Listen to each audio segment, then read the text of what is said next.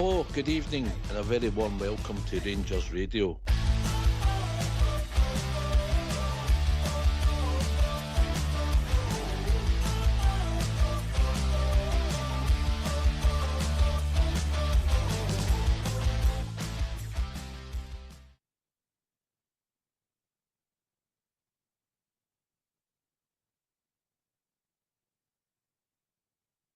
Hi, welcome to Rangers Radio. Joining myself on the show this evening is two legends of the show.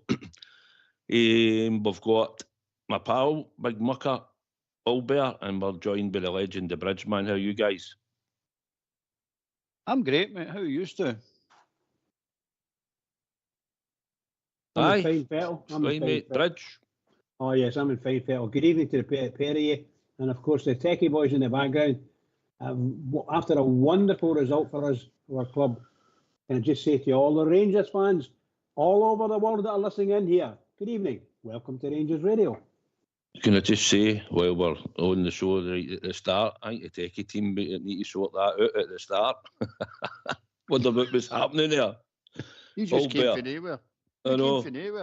See, sometimes you've got to improvise, mate. That's what it's all about. I give the troops on YouTube a shout out because they're in there in the lobbies always listening to the show. So I'd like to give all the troops out on YouTube a shout. Say hello to them. Well, how are you feeling now, Albert?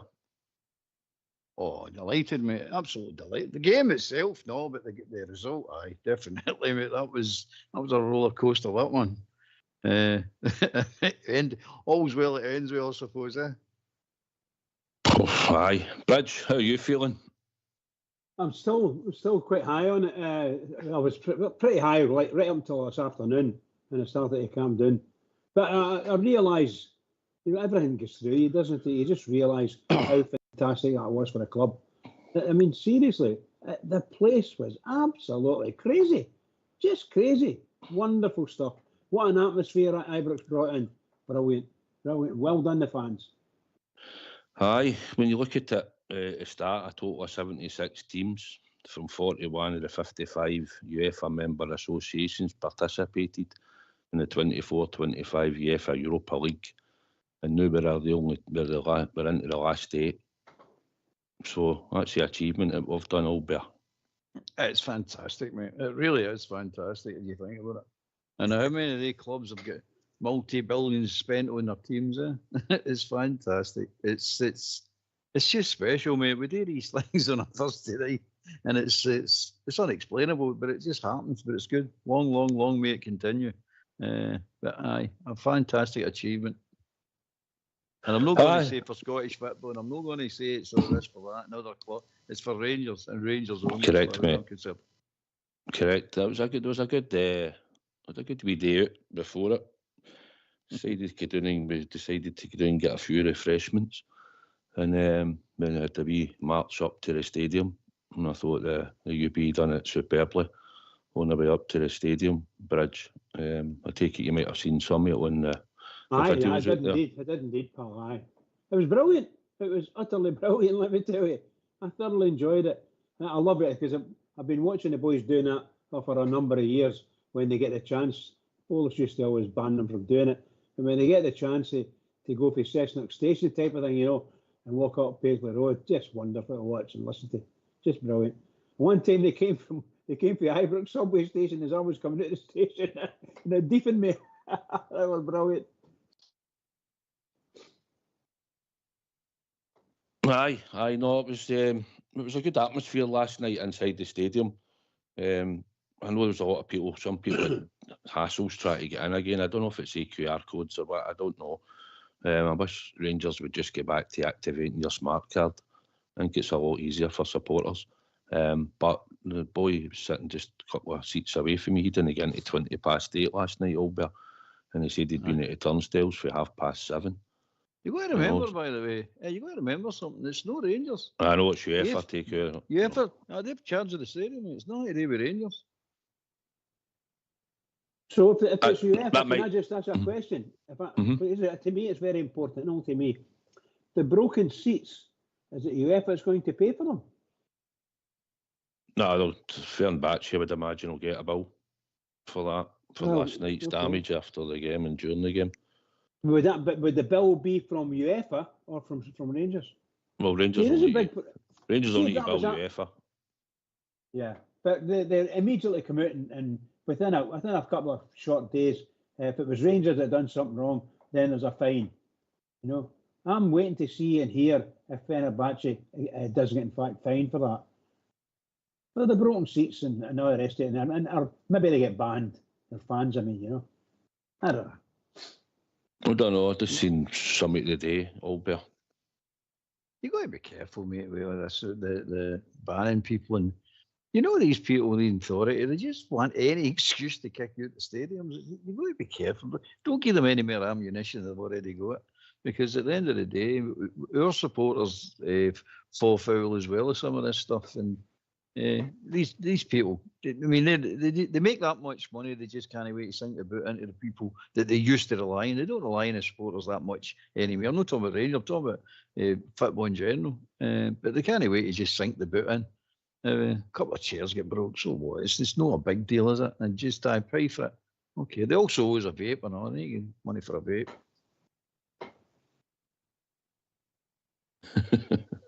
I know it's sad that they've left it. It's sad that they've caused damage on the way out the ground, to be honest. But like you say, it probably happens in a lot of stadiums throughout Europe and stuff. A lot of that just looked like willful damage. I know some people, when they're jumping up and down all that, sometimes you can. People might be standing in a seat to celebrate. I understand all that can happen, and sometimes it can break. But a lot of it just looked willful damage for the photos that I seen the day. But at the end of the day, it is what it is. Bridge, and I think we'll get an estimate for the damage, and then it'll get passed on to whoever. And I dare say Fenerbahce will have to pay the cost for it.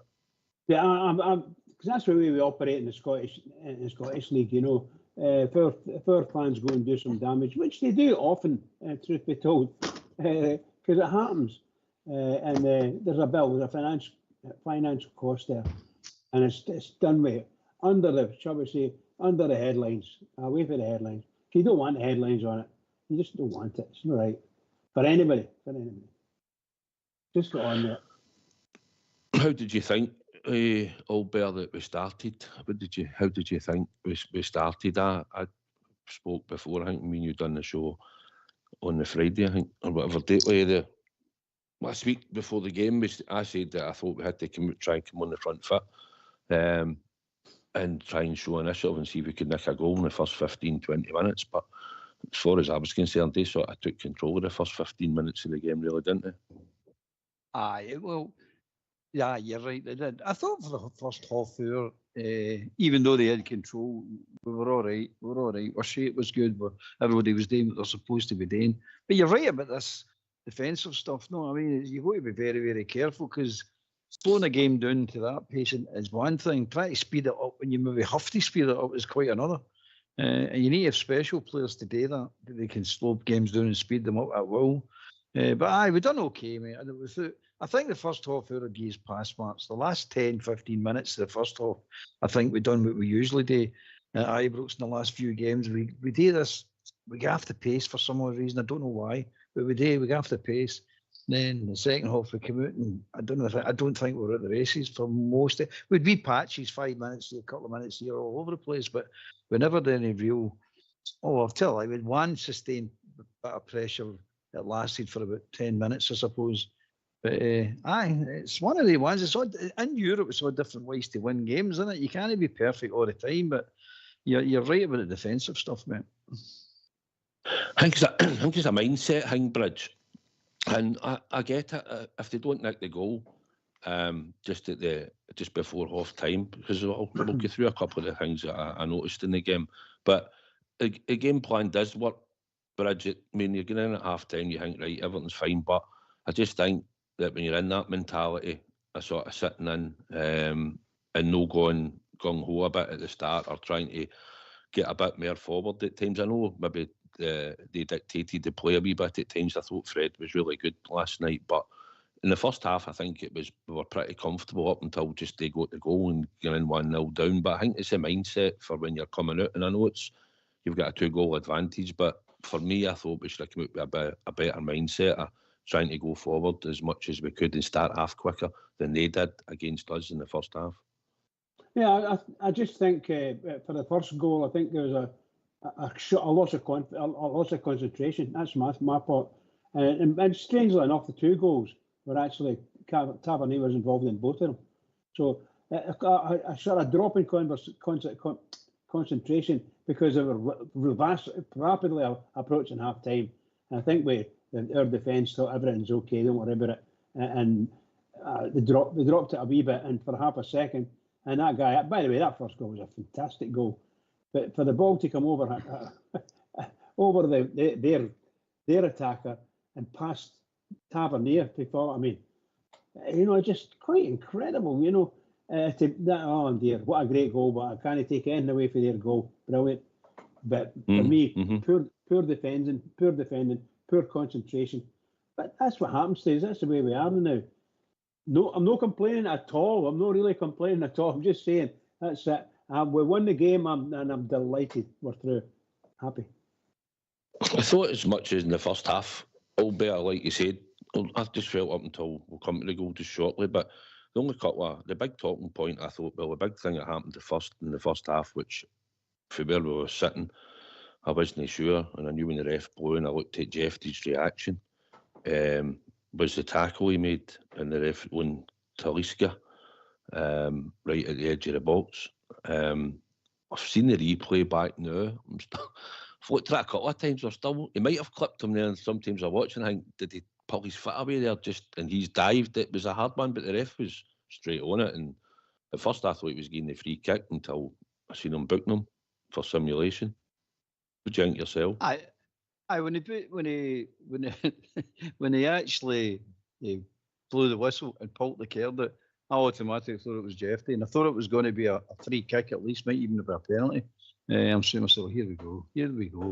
And then when he gave it to him, I'm like, all right, good. As you say, they started showing you the slow motion. You're going, I don't know if he actually did touch. It was close, mate. If he touched him, it wasn't a heavy touch. You know what I mean? If he touched him at all. I thought the referee got that one right. He did. He didn't want to do some crazy things, but I thought he got that one right. But the way he's going out, he walked there, you're going, and the way Jeffrey turned away, I think Jeffrey thought he was getting booked as well. But I thought I don't think it was a penalty. Do you think it was a penalty? No, it was outside. For what I've seen, it was outside the box. He was never any point was he on the line at the 18-yard box bridge. I didn't think. It's just the ref was a bit bizarre on night. I thought he just started flinging yellow cards here, there, and everywhere for a period of time, and some of the decisions, the fouls and stuff. But what did you think yourself, Bridge? Well, the review you would have got for it. To use the phrase that some of our commentators use, it didn't look enough. Yeah, there was contact, and I definitely do think there was contact. But that guy went down as if he'd been shot, and when the referee pulled the yellow card out, he thought that it was going to be for Jeffrey, and he never dreamt it was going to be for him, because he actually felt, I was touched, and he was touched. I think he was touched anyway, but nothing anywhere near a free kick or a penalty. Not for me. Down. And by the way, he got up and ran up the park, chasing the referee. So that's what I thought. Maybe another referee might have given a free kick there, because I definitely think he was touched. But I don't think it was as bad as what the guy made it to be. And I'm happy to get booked. I was fed up with him, man. Aye, it was hard to see at the time, but the ref looked quite close to it. But at that time, I thought he must have seen something that you're not really seeing for the stand. But they were diving all over the place at times during the game. But I think the other thing I remembered, that was the sort of, although there wasn't much in the game, Tierney had a chance. Conor Barron flew into a tackle, absolutely took the man in ball, and the ball just landed straight at his feet, and he played it to Tierney. Tierney cut inside. There was a sort of roar because it sort of came off the back. It just went by the post, but hit the bit behind, come back and hit the side net. And I think some people from certain angles in the stadium thought it went in, but that was probably about our best chance. We had wee flurries Albert at times. Czerny was the sort of our most dangerous player. I thought Dessers worked hard, but wasn't involved as much as or getting them into positions where you wanted them to be. It was more in the middle part, just laying balls off, trying to fight for possession and stuff at times. But I thought Czerny was our main man, and if anything was going to happen, it was going to come through him. You see, he is the main man, mate. Let's not kid ourselves in, but my opinion is we rely too heavily on him, you know what I mean? But what else can we do, you know what I mean? It's just one of the situations that he's playing well.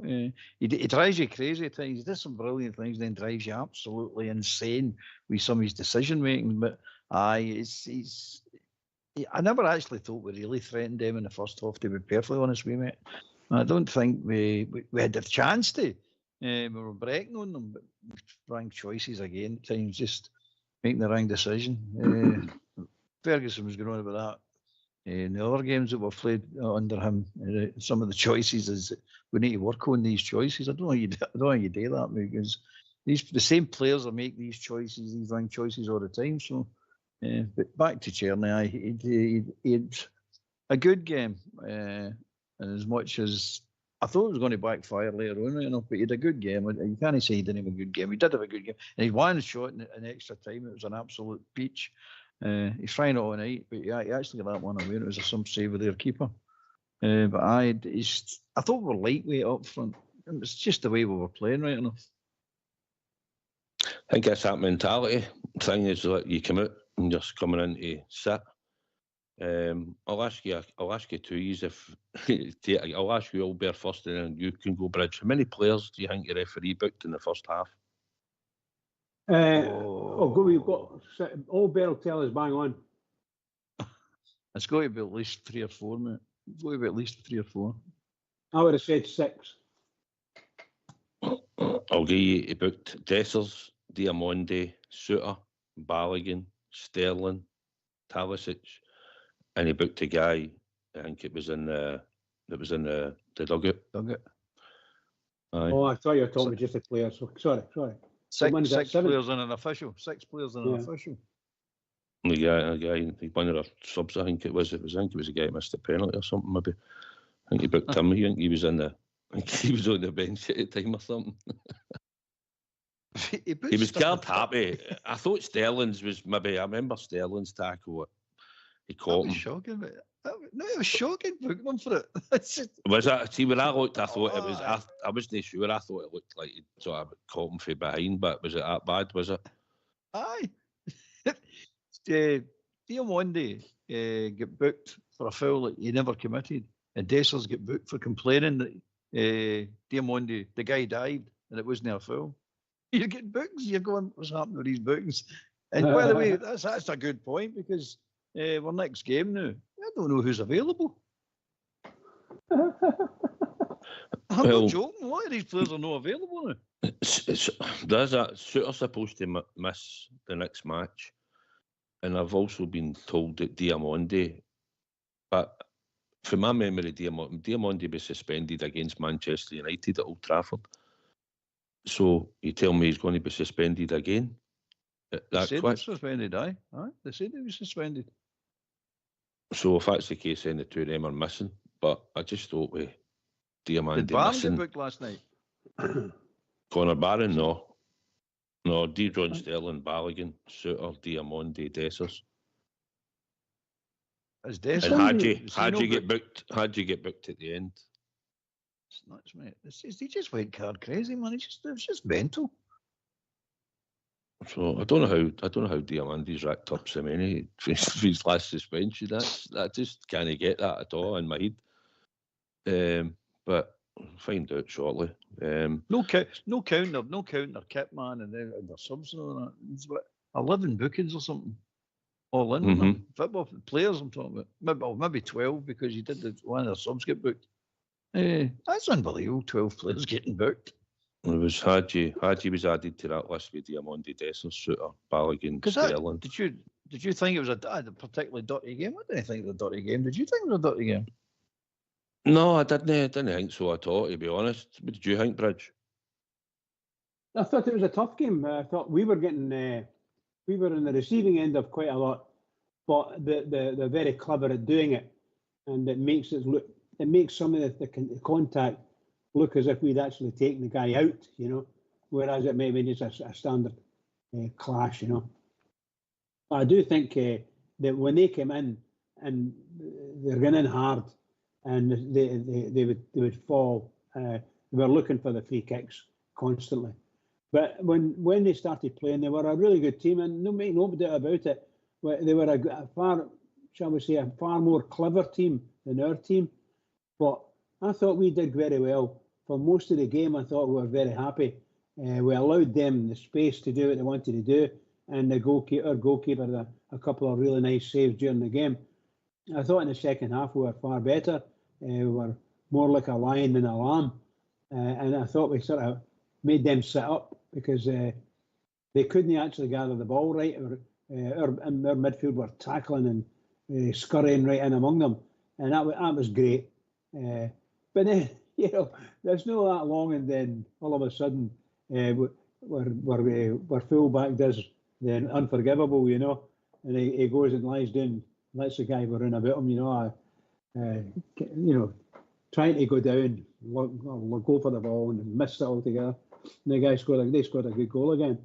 Not a good goal for us, but a good goal for them, you know. But other than that, I thought second half, I thought we were excellent. Very happy with them. Aye, I just thought the goals you spoke about earlier on, Bridge, Sebastian, Szymanski, I thought you got a wee bit of luck, I suppose. Albert just getting the deflection for Sterling that took it over Tav's head. But the boy finished it with aplomb, did you know? It was a great finish. There wasn't a goalkeeper out there would have saved that, you know. No, it's a beauty. The boy could probably, that could defy him another 10 times, mate. He would never put it up there where he actually puts it. It was a superb finish. Same as the one over there. I mean, the guy hit it just as well. I mean, that's two brilliant goals they've scored against us. But no, it's just one of these things. But again, it's down our fullbacks, and it get close to these quality players that can cross a quality ball. Just still a wee bit late getting out, just deflects them. Have underneath it, but the deflection, I think, I'll give him benefit of the doubt. The deflection actually puts it over his head. And the boy just caught it. Beauty, man. Beautiful, man. You go to just stand and applaud it, and you go, that was some finish. It really was some finish. Aye, it was. It was just, wasn't what we needed, just going into half time, and that was the thing, you know. It gave them something to come out and chase in the second half, and that's what we're talking about, as we were saying about tactics, Bridge. I just think we come in to sit in and try and get to half time, and if we could go up the park and create something, we would, but just with that mindset for the start, that was the only thing that just annoyed me at half time, because then I'm thinking, well, okay, it's just before half time, you can get a chance to talk in the dressing room, might come out, start the second half stronger straight away, with a different mindset. But it was a sore one to lose, but it was a great finish, Bridge, eh? Oh, yes. These are the goals I dream about Rangers scoring those kind of goals, you know. But it might have been a wee fault with banged off of Sterling. But I still think our fullbacks should be reacting a bit quicker than that. But never mind, they're not going to take any away from what the guy did. The guy smashed it into the net, beat everybody that was going to be in front of him. That ball was beating him. Superb goal. And we've lost a number of goals like that. You know, the boy, either whatever side, you know, from right or left, people able to put the ball way past any of our players and into the net. That's happened to us a couple of times. And that's what I was meaning about the concentration. We know it's happened before. We need to smarten up. What are we going to do? But then something stupid happens, like there's a wee deflection off somebody, and it takes it out of the way of everyone. But in these cases, I become a bit more hypercritical, and I blame the nearest person to the ball before it goes in the net. The nearest Rangers fan, a Rangers player, sorry. And that's why I always do it. So I can't help it. It's just me. But I thought the great goal, and I thought their second goal was an excellent goal as well. And the boy just put it low, kept it low, in towards the goal, because there's a melee of players there, and it hit Tavernier and went in. As simple as that. And there was nothing else they can do about it. Not that it was a fabulous goal. It was a good goal, because the guy went for it. And of course, they left their fullback line and he bumped somewhere. Obviously, just before we finish, I think Ibrox rose to in the 40th minute to a round of applause for the boy Christopher. Sadly passed away. I think it was fitting that everybody stood on their feet right around the whole stadium and thoroughly clapped for exactly about 1 minute. I don't know how it looked on the telly if you're watching it all bare or anything like that, but in the stadium, it was a fitting tribute, as always. It was, mate. Very respectful, very respectful. Sad about the boy. It really was. The whole support. Even some of the Fenerbahce fans were clapping as well. I wouldn't say they were all clapping, but there was some clapping. Big Butland was clapping as well. Which is, I'm saying to myself, well done, big man. It's. I know I'm not laughing, but I'm not laughing. It was a bit respectful, mate. It really was respectful. It was a nice touch. I didn't even notice Butland. I seen Barry. If you noticed it, Bridge, man. I seen Barry clapping at the side of the park and bits here. I know he was shouting and bawling at times as well, but he still took time to applaud it when he could. I'll tell you what, that was one of the best applauses for and remembrances for dead people that died. I think it was brilliant, and it was all around the whole stadium, even the away fans. Everybody was doing it, you know. So, and I don't want to say I didn't think it lasted too long, but the game was going on, and even Butland standing in the goal line clapping, you know, brilliant. Admittedly, they didn't have the ball at the time, you know. There was a wee break in play at that time. Just about that time, one of the players went down on the park. One of their players, and obviously it coincided with the minutes applause. But aye, so anyway, second half started. Same again. Bear. Did you think we came out and started well in the first 15, 20 minutes, or do you think it was much the same? I don't. No, I think it was much the same. Mate. I thought the last 15 minutes of the first half carried on to the second half. They sort of. We seem to go out of shape for some. I don't know why, but we go out of shape for some mental reason, and I think they were going to meet more joy. And one of the things I did notice is the big Brazilian boy with a blonde hair. I don't know his name. I can't remember his name, but he started finding space, and I was glad when he took him off. And I'm saying to myself, this big boy's finding space all over the place. And he started running down the side of Balogun. So, you know, this is going to be dangerous now. But the boy Fred started finding him, and he's a superb player, that wee guy, a superb player. So in the second half, no, I don't think it was. Did you see it different? Did you think we started better? I don't. I think we just carried on for the first half. Aye, there wasn't much urgency in us. I think we came out, and I think they came out with a skip in their step, you know, Bridge. They've just scored before half time, and their game plan was never really going to change, was it? So I thought it was just a wee bit the same as how we started the first half, if I'm honest. I think they put a wee bit more pressure on our fullbacks. That team, they just changed it slightly, and I thought they were a good team. Some great players, some really good players, and very dangerous. That big blonde fella, he started to pick the ball up, so he get pushed forward maybe 10 yards, and he started to find the ball, or they found him rather, and it was very dangerous. I would say that guy should maybe have scored a hat trick last night. If he'd been on his shooting boots on, he would have scored a hat trick, because he was very good. And I thought it brought our goalkeeper into the game a lot more as well in the second half. But look, it was one of these nights where we were clinging on. No matter what happened, we were clinging on. And it went on and on and on. And the excitement was building. When they scored that second goal, well, I'll tell you what, the whole Rangers side was just into silence. Absolute silence. And then after we kicked off, I'll get it back up again, you know. I was going to mention the substitutions there, but I know we've just got a sub that's just come in at the moment, and Jim 115. How you doing, Jim? Well, no, him. You don't let him on, are you? I am on. How's it going, Jim? All right? Troublemaker. I know. No bad. Good to hear this. I've not heard this for a wee while. Aye. My point is, Jack Butland, before the penalties, I wouldn't have gave him 2 bob for saving a penalty. Has Alan McGregor made an influence on him already?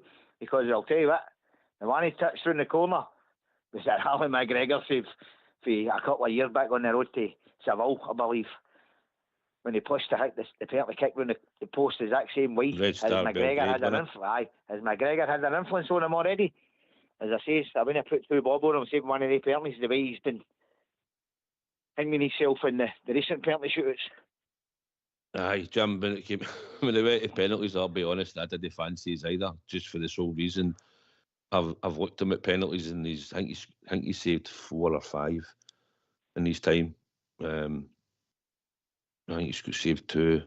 He's done one at Hampden. He saved one against Aberdeen, didn't he, at Pittodrie, and I think he saved one against Hibs or something. But no, I wasn't fancying him, but I'll come to Alberto on that because I know he's one of his favourites.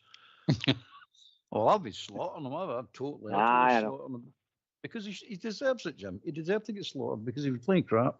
You see that performance last night? I know he never pulled off many saves in the open play. But he pulled off one right at the end. It was absolutely superb, mate. Right down at his bottom right-hand corner, man. It was superb saves. It really was. I mean, he's going to the penalties. You're saying to yourself, oh, here we go again. But he done really well. You got to give him credit for that. I gave him man of the match just for that save and the penalty saves. I gave him man of the match. There's other people going to get man of the match, but I was getting to him. Because that's the keeper we thought the away game at Fenerbahce and that game last night. That's the keeper we thought we were buying. That's the standard we thought we were buying, and he wasn't producing that all season, mate. He hasn't been producing that all season, and he was getting slaughtered, especially by me. And I'll keep on slaughtering because I'm not going to let. They might let their standards drop, but I'll not be letting the standards drop. I know. We all know what a good goalkeeper looks like, and he wasn't playing like a good goalkeeper, but he started now to look like a good goalkeeper again. I don't want to get ahead of yourself because you know, like he is, he can do some crazy mental things. But I'll give him credit last night. But I agree with you, mate.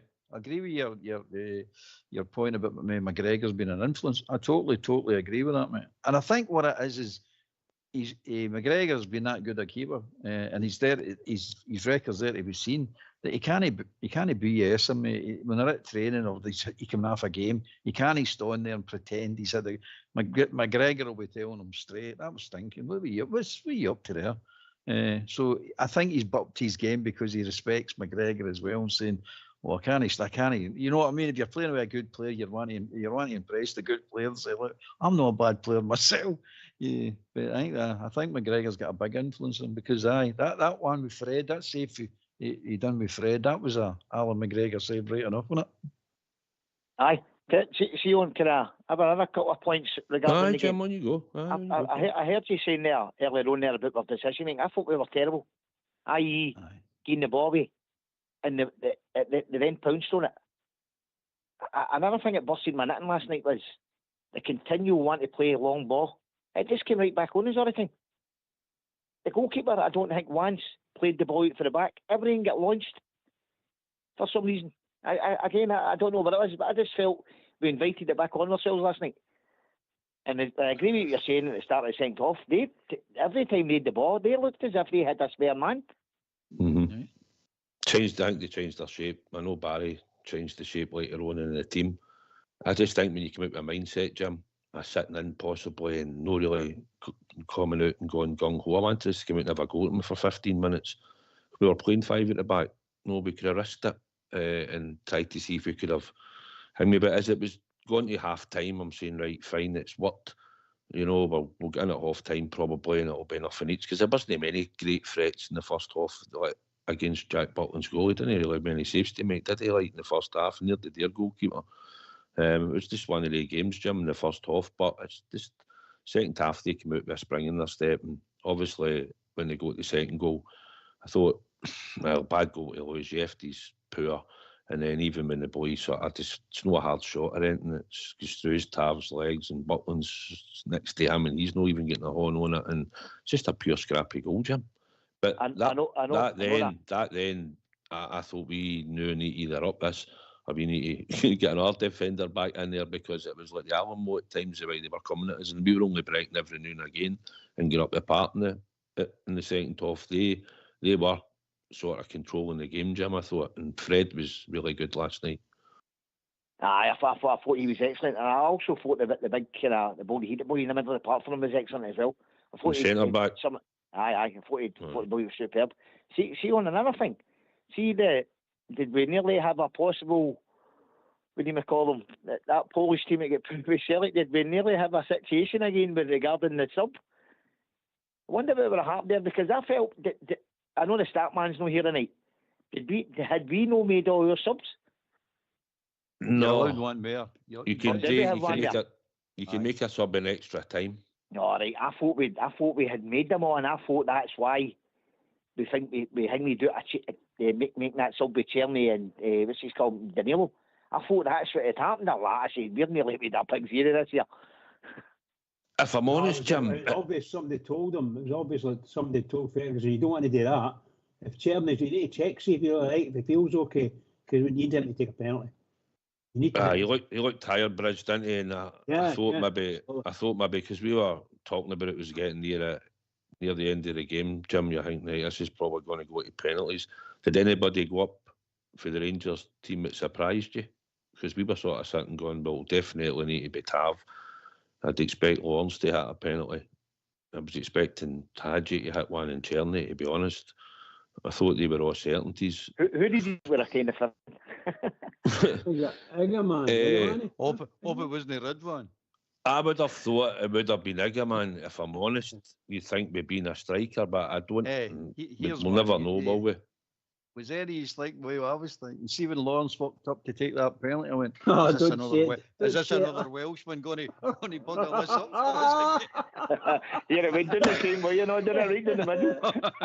Oh, brilliant. See, when I actually seen it back, Jim, it's the goalie, although he dives across, his foot's no far away from what Butland done. I thought Butland was very unlucky with Big Higby's penalty and all that, but he's come at Jekyll. I thought he was not far away from it. See, that might have been Butland taking the fifth penalty, but that. That's a good point. Yeah. No, but Jim, listen, Jim, listen, the performance it was a battling performance. We knew they were a good team. As well, we had maybe I said it on here. Listen, they're a good team. We need 11 players to turn up. I think what probably done was we were 3-1 up, and I think the way we come out, I think with the attitude in your head, in my opinion, I think probably backfired a wee bit. But I think they showed that if you give them a bit of space and time, Jim, they're a good team, and eventually they can hurt you. And they were certainly going for it in the 90 minutes. But I think during the extra time, I think we only played for about 15 minutes in that extra time and all. So 10 minutes, they would have a couple of chances. But I thought they sort of controlled the second half and all the extra time a bit as well, They looked a fatter team. We looked we were dying on our legs, weren't we? Well, also, but 6 weeks ago, that result goes 3-4-0, in my opinion, because I don't think we would have reacted the way we did. I thought the reaction last night was a good sign. I.e., we regrouped and we kind of got back at them. They didn't get on their own way after they went 2-0 up. Even in extra time, I thought we were going to go boom, and but I thought we dug in there, showed a bit of resilience. I think a difference was that if you looked at Ferguson's graph is not on the side of that line. The reason his graph is not is we went deep. We went really deep. And he's trying to force us up the park, shouting, screaming, get us up the park. See, as soon as we went up the park, the 10 yards, 15 yards up the park, further up the park, that's when we started putting pressure back on them. And that's the difference, isn't it? And you're saying to yourself, because that's what's been happening all season. We drop. And before you know what it is, we can't get out. And then we're struggling to clear balls. So just get up the park. Just push right up, push on them. That then makes it, you're closer to the midfield, and the midfielders closer to the forwards, and you can actually put a press on now. But see if you let that too deep, it's just all over the place. It's just big boots up the park to nobody, you know what I mean? It's just, and it's coming straight back at you. He was going after his nut. He was going after his nut. He's tearing his hair out, trying to get them up the park, and they finally get them up the park. This is where you need a good captain, a good leader at the back to say, right, come on, up we go. And I don't know who done it, but whoever done it, well done to them, because they did get them up the park. Aye, but the goalie did a really good save in extra time just after the start for Czerny, and he cut inside and a one-handed save, and obviously one for Tav's free kick. But listen, Balogun was on empty out there. He was on empty. He was sitting watching them thinking, because I knew we'd one sub to make if we wanted to, and I'm thinking he can hardly move. Jim, you were looking at him at times, and I'm thinking, is he going to bring Proper on here and maybe just stick him in for the last whatever? and take him off, but he chose to keep him to the 90 minutes. But see him walking around the park after the game and all. See, one of the couple things. What was your views on Igamani and that Barani? I thought he got nothing out the two of them. The wee man's right after Boyle, Barry up top, isn't he? Aye, Billy. When he's been sort of left at Essers, he hadn't been so good. He came on. He was unlucky with his shot. Albert, I thought the ball just bounced. Probably a good save, but wasn't much power in it. He tried to place it, I think. His hot up plays good, Jim, and that, but he's still no just firing the way he was. Albert. Aye, we've played him out of form. I keep saying that. We've played him out of form. He was in form, and we've managed to get the boy out of form ourselves. Not a day with him. Playing him all over the place, playing him out in the left, playing him further back, playing him deeper. It's not his game, mate. His game's an out-and-out centre forward. That's what he plays. That's what he is. And they hear me. I mean, it's just the way the structure of the squad is at the moment. We've got too many of the one-type players that we're trying to fit everybody in, and Dessers just started scoring goals on that wee scoring run, so that keeps him in the team. He's got to stay in the team. It's the informed scorer, so you keep him in the team. But up until that point, I mean, you've got to remember the Hibs game. The wee man nearly won that game single-handedly. He's doing everything he can, and he was playing really, really well. But what they need to go to him, I can see, is that he's a wee bit of a ditherer. He can't make his mind up what he wants to do. I said it was because they were coaching him that try and look for the pass, try and look for the back. When all his instincts is all he does is want to shoot, want to go forward straight and shoot. That's what he wants to do, as any good centre forward does want to do. But playing him deeper in the number 10 role, for the want of better terminology, is he's trying to look for the pass. He's getting the ball and he's trying to look for the pass, but it's making him dither because it doesn't come natural to him. In my opinion, that is. It just doesn't come natural to him. But he didn't play well last night. And Barjami's one of these strange players. You can see he went by a couple of players as if they weren't there a couple of times last night. You're going, you have got the ability. But he doesn't do enough in a game. He really does wee flashes that you think he's going to be good, but he doesn't do enough in a game. He really does that. So I wasn't impressed with him, Hadji, and Igaman Kimon, because they never done much, the three of them. Bridge. I was going to say, like, you know, when you're playing football, as you watch it and you see it, they, particularly in the second half, they actually put three men. When they could, they put three men out against Cherny. And as far as Dessler was concerned, the rest of them just blank walled him and he couldn't get past them. In any way, shape or form, they were just muscling him totally out of the game. But the three men, invariably the three men were on Cherny. So there could have been spaces there. And that followed on into the second half. And you Igamani, he ran into the same problem that Cherny was getting. He ran into three men. Nearly every time he got the ball, there was three defenders miraculously managed to get around about him. And he lost the ball. There was no blue shirts travelling with him. So he couldn't find a man. I was kept shouting to him, just stop him, come back, just hold the ball. And you see him doing that quite often when he's coming out to pick the ball up and he knows he can't go anyway. But going forward, they were getting the men right on him. I felt that these were our weak points. Jimmy mentioned it a wee while ago, and he was saying the dithering and dithering that happens within the Rangers team. And a lot of that ends up that we run out of steam. Either player runs out of steam or just runs out of control of the ball, and they end up with nothing. And the amount of times that we give the ball away by poor passing or poor decision making, and so on and so forth, everything that could happen in a game is enormous. And particularly in European games, we're giving the ball away an awful lot, which causes major problems for the midfielders behind, excuse me, and then the defence behind them. And they were brilliant. They were finding that big tall guy at centre forward, and he was giving Balogun a hard time as well. So they could find their men. We need to, I don't know who's going to be our coach, but some coach has got to be able to start to talk to the guys. They've got all the skills in the world, you know, and they brought the two boys on, the Igamani and the other boy you mentioned earlier, and they're lovely footballers, but they can't go past two men at one time. They can beat one if possible, and maybe make a third. As they travel, they can take another one on. But they end up getting crowded. They run right into the crowd just because of the way that other team are playing. They closed us down. From a forward perspective, they closed us down. Listen, there's a couple of players that they didn't have playing in the last game, Jim. Fred made a difference when he talked about it. He was their captain. I don't know he captained them, but they came out and they did shut Czerny down. There was about 2 to 3 men at times going right to him to try and shut him down, because that was the only sort of outlet we were playing, Jim. It wasn't hard to work out. So, and probably because we were sitting so deep, there was a bit of a gap between our midfield and when we were getting the ball up to Czerny. That's what Bridges talked about. There's nobody running to support, really, for midfield, because they were sitting deep. I mean, a lot of them were tired by that time, Jim, as well. We'd done it. They made us run about a lot last night. We were having to do a lot of work after the ball, Jim, which we know they're a good team, and you better knowing that. And I think our league and all, but you get the ball away in Scotland, but usually when you get away, you get it back quite quick, and that doesn't work in Europe, Jim. You've got to keep a hold of the ball at times, and no just think instantly firing it forward. Try and recycle it, make a few passes, take the sting out again. Yep, 100%. Ball retention's a big thing in Europe.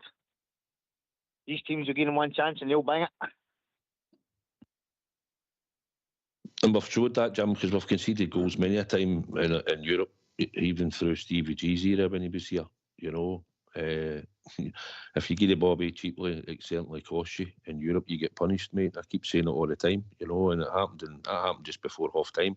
A ball took a deflection into a box, who was a guy standing unmarked, and he certainly finished it, you know.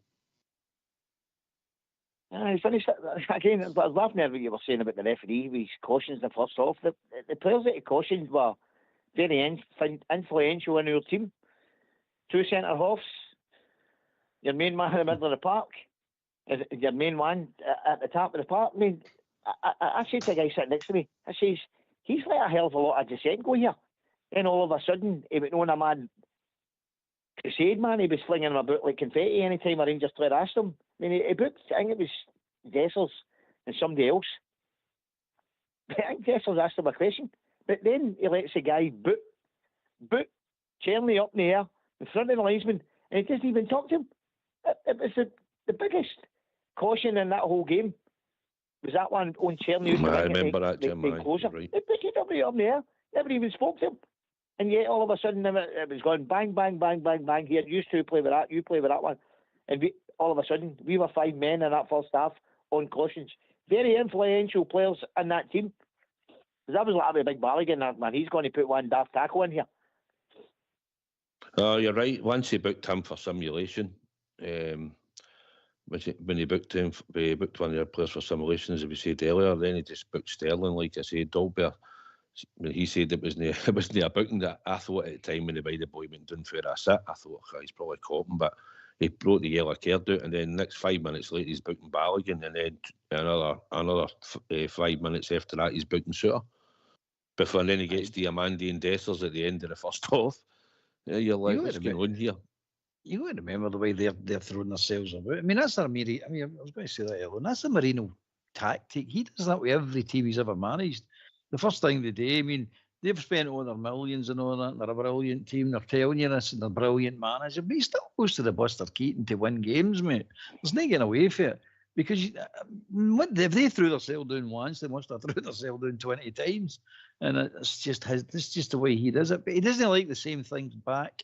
When Dessers was throwing himself about and falling down, he's going off his nut. He's going off his nut. You're saying, well, you do it to us. You've got to take it back if you're dishing it out. But it doesn't seem to work that way with Marino. I don't like a guy. I don't like him as a manager. I mean, all people tell you he's this, that, and he's next thing. He's got the trophies to prove it. But I just see him for what he is. It was him that started all the blocking and corner kicks with Chelsea when he was with Chelsea. He brought all that in, running across people. Not just one player, multiple players all blocking different players.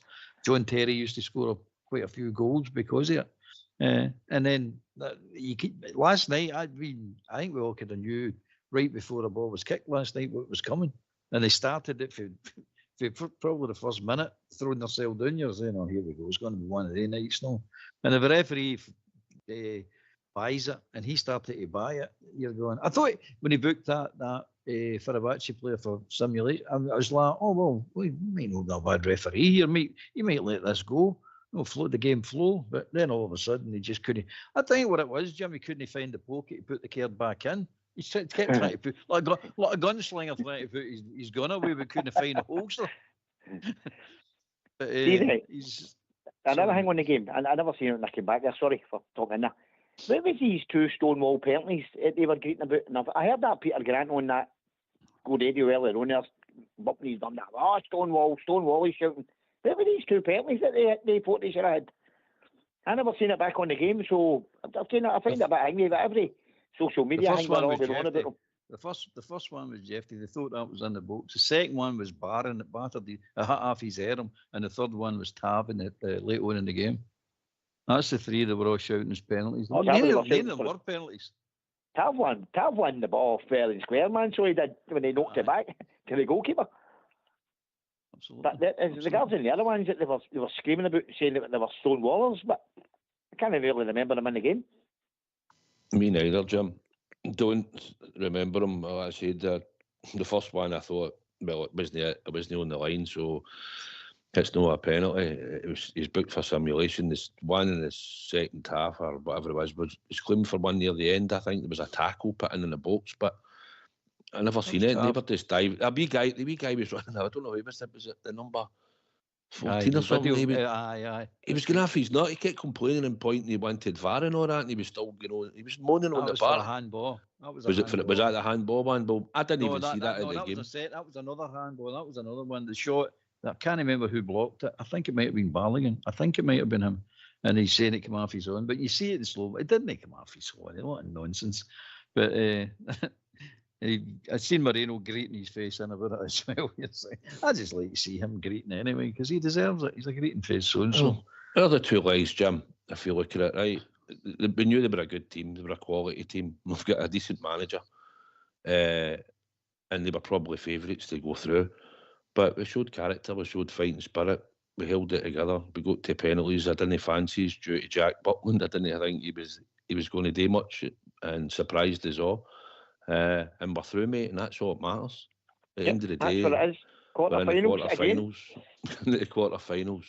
You know, and for the team that Clement tried to assemble at the start of the season and for what he done in the European campaign and now Barry's went on, the last 2 games against Ferencváros and where we are.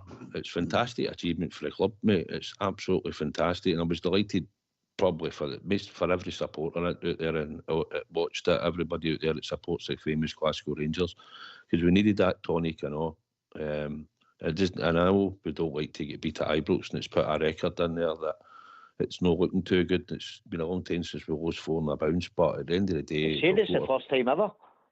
It's in 4 games. First time ever. I know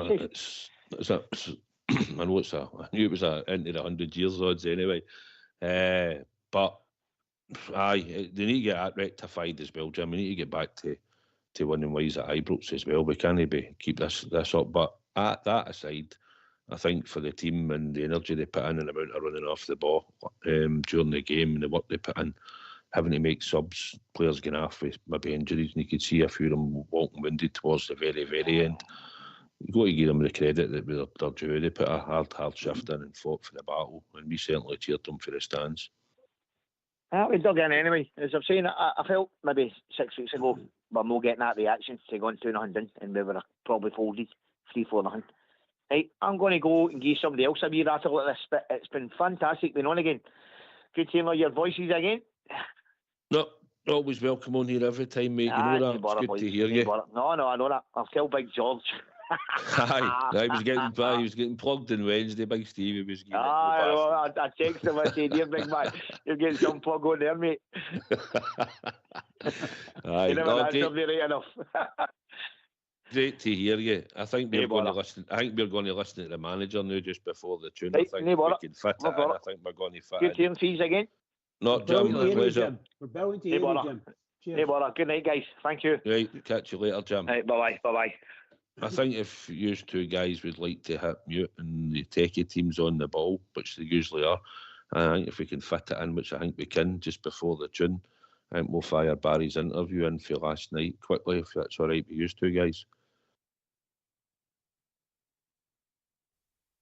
Barry, how do you look back on last night? Did you get much sleep?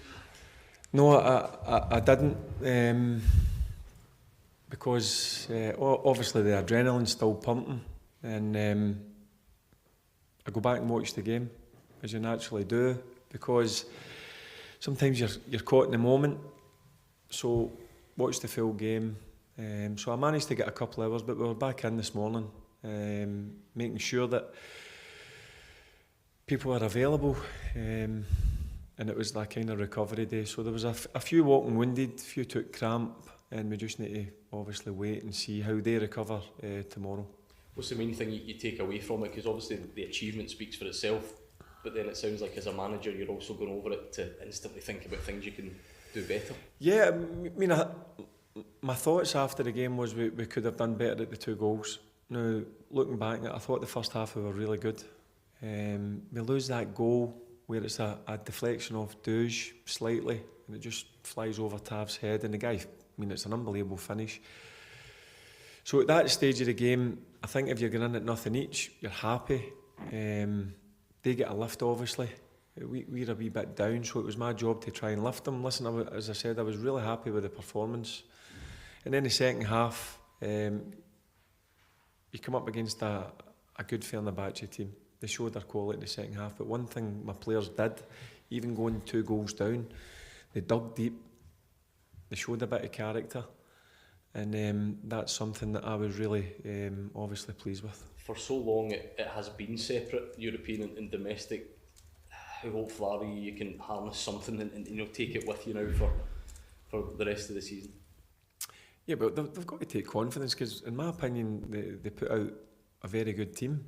They put out one of the favourites to win the competition, albeit it was 2-0. But I said in the first leg, the game was never over. I mean, we were very good over there. And last night, should I say, we were good in the first half. We could be better in the second half. We could do better at a couple of goals. But that's me being really picky and needy as a manager, because I always want to keep improving. But they deserve a huge pat on the back, the players, because what they achieved last night was great. And I told them after it, enjoy these occasions, because I thought the supporters were brilliant. They were right behind them. Even when you go 2-0 down, people might become a bit frustrated. Our heads might go down, but that's something that we spoke about as a group. And I've never seen the heads go down once. And they carried on right to the final whistle at extra time, and then it goes into penalties. And I thought the penalties we scored were excellent. Obviously, Giannis misses it, which is disappointing, but it's part of football. We move on, and then Big Jack produces some cracking saves. But I think overall, if you look at both games, I think we deserve to be in the last 8. Any particular concerns about the turnaround? Anyone in particular that's struggling a bit? Are you going to get everyone back out there for the big one on Sunday? I'll find out in tomorrow's session, but in terms of us going 120 minutes, I'm not going to go into Sunday and use that as an excuse. They're well looked after here, in terms of sports science guys and the masseurs, and with the food they get and the supplements they get. There's one or two, obviously, as you've seen as they took off, had minor issues. There are no major issues. I just need to see how they are after the session today. Barry, can a result like that almost ignite the remaining 2 months of the season? Obviously you've got that huge double-leg quarter-final, but give you something to play for in the league as well. Yeah, I said that last night. In my opinion, there's still a lot to play for in terms of your pride. We've got some huge games coming up, some really tough games, and obviously the one on Sunday, you don't get much tougher. But as a footballer, these are the games you've got to look forward to. As a manager, I can't wait to go and sample it for the first time in the touchline. That will be interesting. Yeah, what are you expecting? I mean, we've not even spoken about it because of last night's game was so big. Now your full focus is on Celtic. What are you expecting on the touchline? How long you got? Listen, I'll just need to wait and see. Listen, it's a place I always like to go and play. It's hostile. They're the sort of environments I like to go to, and I want my players to go and kind of embrace these stadiums. But I'm sure I'll get a nice reception when I'm standing at the touchline. But I'll need to focus on making sure my team go with the game plan that we're thinking about, and if we carry that out, we've got a right good chance of getting the 3 points. But just to go back to last night, one last one. Jose Mourinho after the game seemed to dismiss your team's chances of getting a result in Bilbao. Just, I mean, you obviously have full confidence this is a team that is capable going over that.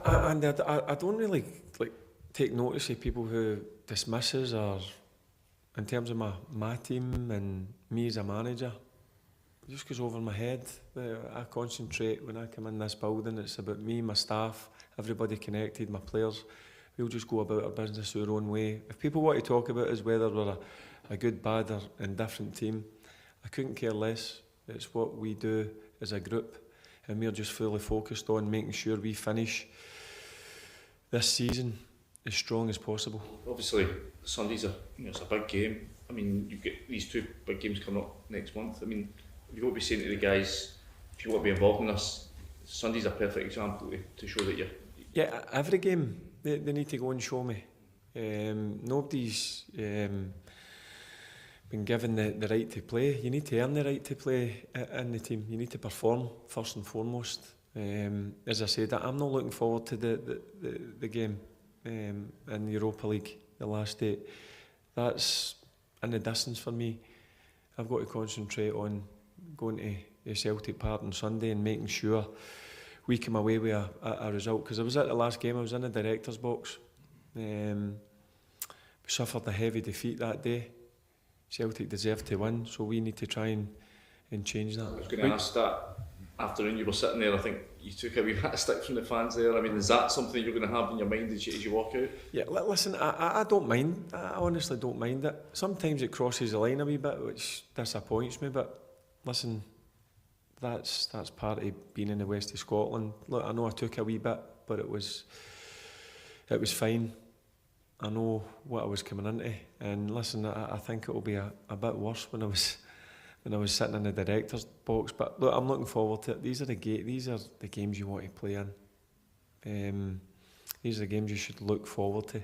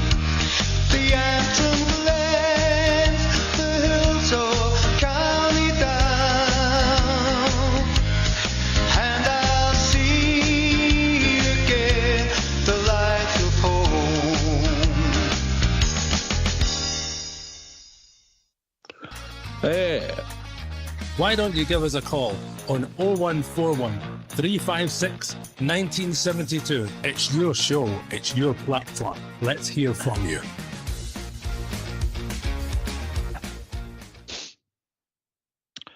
Did you like that one, Albert? Aldo on the YouTube feed certainly liked that one. I love it. Smashing. Lovely. Second verse, please. Second verse. Love it. Well, roll on Sunday, I think, guys. Sunday is what it's all about now. What sort of squad we're going to have left and fit and available for last night. I think we can all agree that, confidently say, Jack Buckland will be fit anyway and available, eh? Aye, I think so, mate. Sunday's Sunday, you know. I mean, it's we know what we expect. We keep them out for 25 minutes. You'll come into the game, mate. It's as simple as that. They're trying day by day, every team, we try and blow them away with them first 20, 25 minutes of the game. So we keep it tight, keep them out. We usually come in strong. We usually end up getting stronger and stronger as the game comes on. Aye, talking about reinforcements for Sunday, I think we've been joined by AK. Evening, Southside. Albert, Bridgeman. How we doing, boys? Evening, AK. What you into your knitting being on a Friday? I gave it up tonight. You drive me to knitting, Albert. If you recovered for last night, I heard you were on the night shift last night. I know half, man. Didn't even get overtime or nothing. Shocking. You need to go buy Bridge for that. You know, once the slip goes up, Bridge has got the veto on it, and it's usually a veto, mate. Bridge, you want to veto me now live on air? Just it proves the point. Let him go through it. Try to share get my jaws. Brilliant. So, just quickly, what did you think last night? Am I going to move on to Sunday? Performance-wise, achievement-wise? Fingers to the bone, though, last night, wasn't it? It was nail-biting stuff. I was just, wow. It was one of them. It was just more about getting through to the next round, but if we had a party to choose, that certainly wasn't it. It just looked nervous last night for the beginning. I thought we played too deep and brought them on to us, encouraged them on, but they showed their quality at times. That Talisca up front, as you've spoken about, he could have scored a couple. He caused us all sorts of problems, but the guy who did score, he's a class player, and obviously Fred in the midfield, but it came down to it, and it was penalties, and Super Jack Butland stepped up, Albert. Aye, for a change. Aye, done well, mate. I gave him the man of the match, But I mean, as I said before, big man, that's who we thought we were signing right at the beginning. And he's been in this season, he's been nowhere near that keeper. Nowhere near it, mate. But his last two performances in Europe have been superb, absolutely superb. That's what you rely on, like we talk about, and we can forget about last night because he's done his job, and that's what our expectation levels are at. Always had it over the years with Alan McGregor, because if he'd been in the goals last night, I fancied him to save one or two of them as well. So, aye, and maybe it's rubbed off, maybe it's had a bit of help or whatever, I don't know, but it was all positive last night. And again, going up here to the Chamber of Secrets on Sunday to face separate entity, we've got to rely on Big Jack, so we're looking that he'll come out and when called upon, he'll apply himself in the ways he's been going lately, mate, AK? Aye. It's a game you've got to show character in. You've got to stand up, you've got to fill the jersey. And at last night there was a point of that as well, because when we go 2-0 down, we could easily have crumbled, and as Barry was quite right in saying the resilience in the team, I don't know whether you'd have got that under, come on. I don't think so. I think we're honest enough to admit that. But Barry's obviously instilled that along with his coaches, Billy Dodds and McGregor, Neil McCann, that in there. What it actually means to wear that jersey, what it means to that support that's in the stand. They're willing, you do well with every move, every pass, every tackle, every shot. We're willing it into the goal. And it was just one of them. we could have started well and we could have made it so easy for ourselves, but that's not us. we always like to make it difficult for ourselves.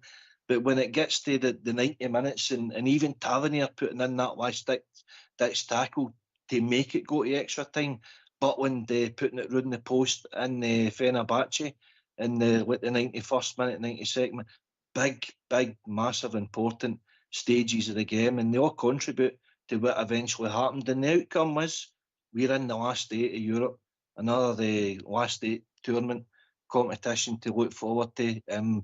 We get the people of the club that's going to host the final, Atletico Bilbao, so it doesn't get any easier, but looking forward to it. April, I believe, Aye, first leg will be at Ibrox. Came to April and the away leg the 17th, so you booked up yet? Southside? No, not yet, no. There's some mental prices kicking about for that at the moment, and so many days and that. A lot of people looking at different things, so no, not at this moment in time, no. But that's something to look forward to, like you say, and Jack Butland heavily contributed the other 2 legs, Albert. When, like you say, we've criticised them on here, and rightly so, because when you go deep in competitions and you're trying to win leagues and you're competing in cups, your goalkeeper's usually relied upon to try and get you loose through some of the rounds, and we've known it in the past where McGregor would do it for us, and Jack Butland stepped up. Albert, so... Aye, we've said it for long enough, mate. You've got to have a good goalkeeper. There's no getting away from it. You're not going to be successful. You've not got a good goalkeeper. You've got to have somebody there that last night pulls you out the fire. He's got the penalties. He's standing there himself, and he's got to do it. Know what I mean? He's got to pull off some saves, and he does it. In our Istanbul, he done the same thing. He pulled off a few saves, important saves.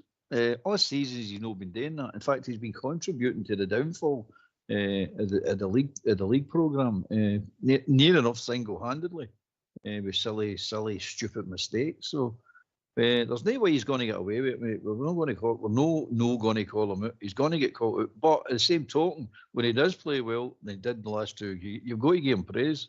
Definitely got to give him praise. And I want him to prove me wrong. I want him to prove everybody wrong that criticises them. Of course I do. I want all the Rangers players to do that. Just go out and prove it. Prove that you're a player. And they're all talking about the character and this, that, next thing. It was all right. The character's okay. I think you would have got that result with Clement in charge as well. The character came when you stepped up with the penalty kicks. That's the character. Because remember, the team that went to Seville had to step up and take penalty kicks. So, and if you asked everybody they knew, the team that went to Seville has got more character than this team today. Well, have they now? They proved that they've got the character to stand up and take the penalty kicks. And again, it's down to your keeper, giving you the basis to start, saving the very first penalty kick.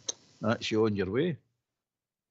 I know the only thing that I think, in my opinion, is AK and will come to Bridge. I don't think if Clement had been in charge, that style of play would have been used in any of the 2 games. Aye. Well, he certainly didn't look as if he was willing to change his formation to the back 3 or the back 5 or that. I mean, even when Gio came in after Gerrard didn't look to move his or change his formation too much, and that was a wee bit of inventiveness when Gio stepped Lundstrom back and making it a solid back 5 and stuff. You might have a point. That might have been Clement's downfall. And as a manager, you're going to evolve. You've got to learn for these things. I mean, Mourinho's been round the block, as we all know. His style of football, was it put in the eye? Probably no. But was he a winner? And he knew how to win? Definitely, aye. He doesn't lose that, and he's still... He's very cute, shall we say, with some of his tactical decisions and stuff. But listen, I think his time has been and gone. But you got to kind of tip your hat to the man when he's winning 26 major trophies in 3 or 4 countries that he's been in. It's a phenomenal achievement, and the Porto team that he had going back to back, winning 2 European trophies, that alone stands out above everything else. But no, Barry last night recognised that our shape wasn't good. Bringing off Sterling and putting on Ridvan. It still wasn't great, so we went to the back four and tried to kind of put round pegs in round holes, so to speak. And I think that settled us down a wee bit, particularly in the extra time. I thought we were more assured looking then. But when it goes to penalties, I was the same as yourself, Southside. Butler's not got a great record in things, but he made 2 big saves to win us the game. And I think the crowd also helped for the last boy to balloon it out of the bar. So brilliant. I did think that myself, Bridge, when the whole stadium was erupting, and he was waiting to take the penalty. Because in some other penalties it was loud a couple of times before it, and it just sort of was mere whistles and jeers. But the troops kept singing, and next minute, he skied it. That boy was cacking it. He was cacking it, let me tell you. Taking that penalty. It must have been completely shattered just running up to that ball, because that ball just skied right up his footing away. And that was, you were right. That was Rangers. That was the Copeland Road telling that guy, "You're not going to score this," and so on and so forth. And he fell for it. I think he completely bottled the penalty. Now he may come up again, like 10 minutes later if he wanted, and probably took a penalty and scored. But that just at that point in time when the crowd were really, really up, my goodness, what a difference that made, because they were a good team, and that boy was a smashing player. And how he managed to put that out of the bar, I don't know. But my goodness, I was so happy that the Bears were doing it. It was really wonderful to listen to as well, Something else, something else. It was a crazy game, and I think the questions you were asking initially with Clement, have done anything with different. I'll personally speaking, we would have got beat. Clement wouldn't have got us a win in either of those games. We wouldn't have went to Fenerbahce and won, and that's for sure. It completely lost the training, the dressing room completely. So no offence to Clement, but whatever's happened, and I didn't necessarily want Barry Ferguson to come in, but he's came in and he brought a couple of good guys in that were ex-Rangers players, and they seem to have started to calm things down a wee bit. And let's hope that continues to the weekend, because massive. The weekend's game's just massive again. Another huge game for us. Another huge game. But we'll get a chance, We can get 2 games in a row, 2 wins, two big games in a row. I'm not saying we won it in penalties, but Jings, wow. I'm happy. I'm so happy. Just happy. Sometimes, Bridge, you've got to do it the hard way. And see, at the end of the day, it was all about getting through to the next round. Oh, absolutely. We knew they were a good team. They were a quality team. At the end of the day, we're there. We've done it. We're in there. We can worry about that come April time. But it's a fantastic achievement for the club. I mean, Ibrox was rotten last night, and it was it certainly gave us all a good night. That's for sure. And met a few boys that had travelled up from England and all that, and as the day quite a lot. Just for every week for the games at Ibrox and that midweek and whatever, and so they had a good journey back. It's a good 4.5 hours back for them, so they had a good journey home last night after the game. Albert, do you see us changing shape, sticking away for a shape for going up there on Sunday, or do you think we're going to sort of go a bit similar in shape? We'll forget about the personnel and we'll come to that maybe just shortly, but what do you think about the shape? I'm not sure, mate, to be honest with you. I would actually play the exact same shape Clement played in the last game and play the exact same way, mate, because we just fought them to a standstill right away, mate. We just nullified them all over the park by getting in their faces and just pressing them, because they don't like it. They're not that good of a team that can handle the press. If you do it right.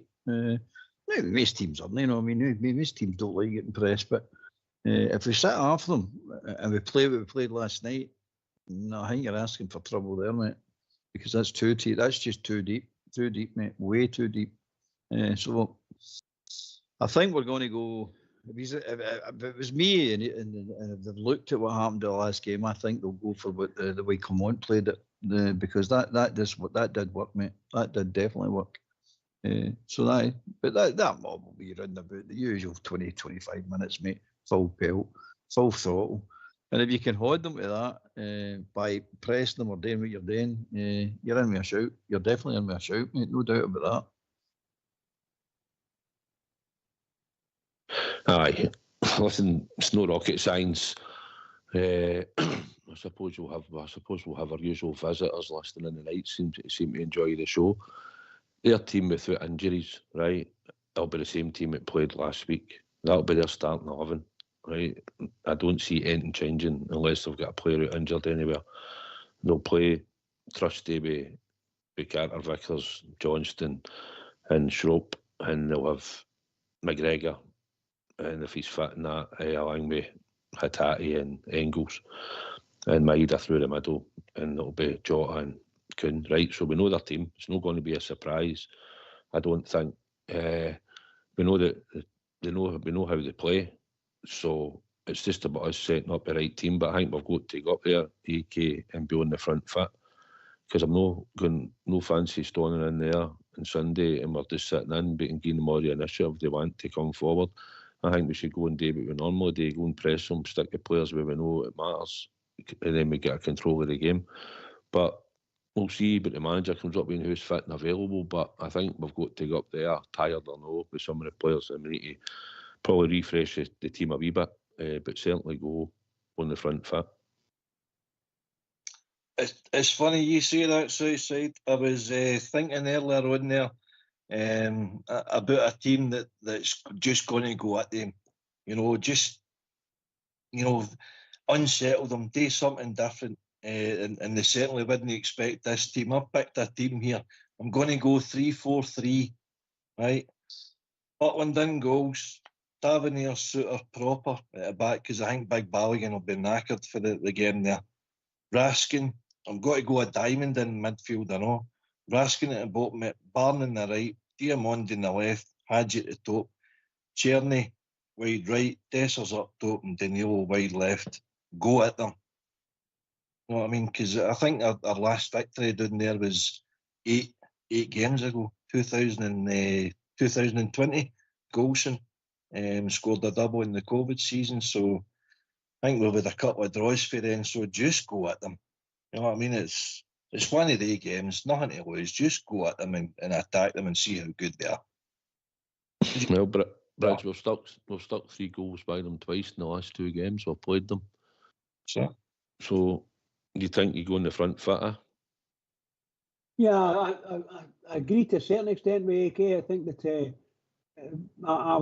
I wouldn't necessarily play that thing. But if he's going to be a diamond in the midfield, you need to watch it, because the last time we played was Bayarami. You said he was going to play on that in the left, is it? Or Danilo? It was Danilo. Sorry, it was Danilo. Danilo up top with wide left. And it was Hadji.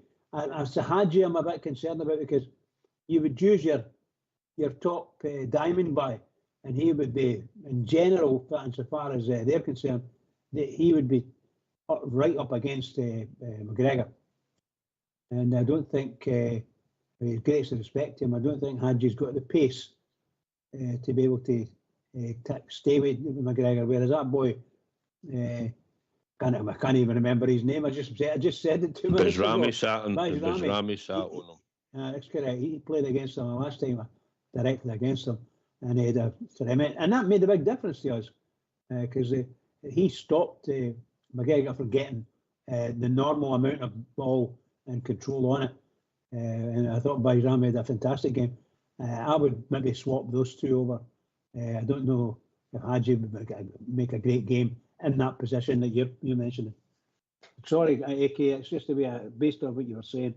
There's definitely, that was the one that was missing, was Bajrami, and he played a wonderful game against McGregor. Superb, and made us better. Aye, fair enough, pal. No, don't mean to criticise you too much, so please. It's just that. It's all about opinion, Bridge. All about opinion. It's not a bad team, I like. I can see what he's talking about with Hadji. Probably play him. I don't know. No thought about it yet, because I think we need a bit of energy, and I know some of the players are going to be tired. I mean, you looked at Conor Barron. he was done. You know, he just sort of collapsed down at some point near the end there. He just tried to run and he just dropped. He emptied his tank and done a lot of running and a lot of hard graft, and it's only been the last couple of games he's played. Raskin looked shattered and all. Balogun, I don't think he'll probably start up there on Sunday, and I think Proper will probably come in. So we're going to have some selection things to make, Albert? Aye, I mean, I would actually go to 4-2-3-1. The problem you've got is Tavernier. Actually, that's going to be a problem, because the last time we played, it was Ridvan that played right back, you remember? And if we play Tav at right back in a 4-2-3-1, we're potentially going to get what we normally get. It's only Jota, mate. It's only Jota. Come on. It's no but Jota. It's that other guy. What do you call him? He's playing through the middle, but is he? Aye, Maida's playing striker, aye. On Sundays, aye. He doesn't normally play there, does he? He has, because that's where I've been playing him, because they stick Idle on the bench. Aye, but that's what I'm saying. They know they're going to get Jota. If Tav's at right back, they're going to put him out wide, because they get joy with Tav at right back. No, they'll play Jota and Kun. They're going to play Jota and Kun, but they're going to play Jota and Kun, mate. It's a cert, right? It's a cert. They'll play the same team as they started last week against us in the cup. Anyway, they'll know. They'll play Maid out there and against Tav if Tav's playing right back. Trust me, they will. Because they get joy for it. Every time they do it, they get joy for it. The last time was Ridvan was at the right back, and he couldn't get by Ridvan. No for pace anyway. Ridvan kept up with him. So that's why I say they go 4-2. If he goes 4-2-3-1, that's the only problem that I really see with Tav there. So he might put Sterling at right back. I don't know. I don't think he would drop Tav because he sees Tav as a big part of his team, as he said. So it's going to be interesting, mate. But I just hope we don't sit back and just let them come on to us too much, mate. You've got to hold them out for the first 20-25 minutes, because that's their game, mate. But I don't know. I don't know what the shape he's going to do that. I hope it's not that one last night, because that you'd be invited for a batch of right on it, you know what I mean? See, that's the thing, I think, Bridge. I don't think you could play three in the midfield, no bother, but you want to play three up front, you know, unless he thinks I'll play a 5-3-2, you know. But I just think we'll have tired legs, and I think you're going to have to go out and compete in the first 15 to 20 minutes with him, because he'll normally fly after the box, and I think we've got to be competitive and no stone after them, Bridge. So I think we need to have players on the park that are ready to go, and if there's anybody any doubt, just keep them out and put 100%. Somebody else in that's fit. 100%. We need, shall we say, pace and guts from the midfield to the forward line. We need that. We need good defensive thoughts, shall we say, from the back, because the back guys have got a handful with some pacey guys, and they're direct.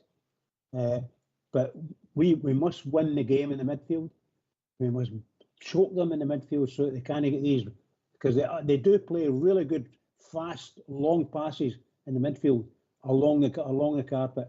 That's the way they play, and they do it really, really well out to their wide players or straight through the middle. They don't normally go high balls because the guys up front of them are that big, but they're really, really good passers of the ball. They definitely are, and we need to be wary of that. We need to get in the midfield and beat them to the ball. You know, the usual midfield battles, we need to increase the battles, but increase it in half, on the halfway line or in there. That's what we need to do. High press with the midfield.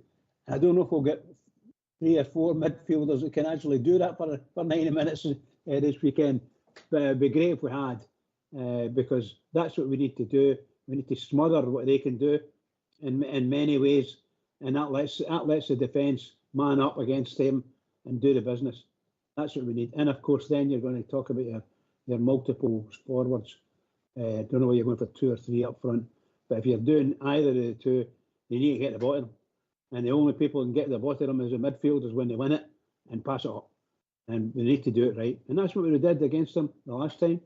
And we scored 3 goals, but we could have got 3 or 4. Or sorry, we could have got 4 or 5, in my honest opinion. Aye, talking about winning at Bridge, it'd only be right about this time of night if we find out the Super 6 for Saturday.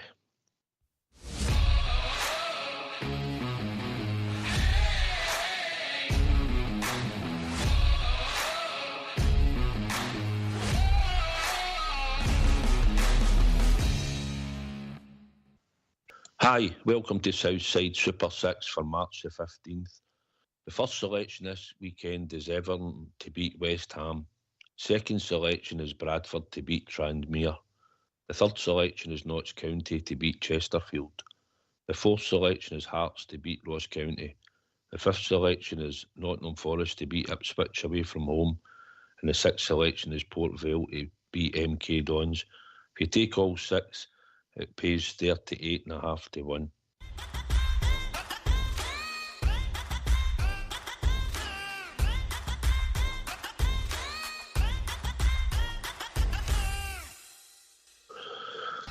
So why don't you give us a call on 0141 356 1972? It's your show, it's your platform. Let's hear from you.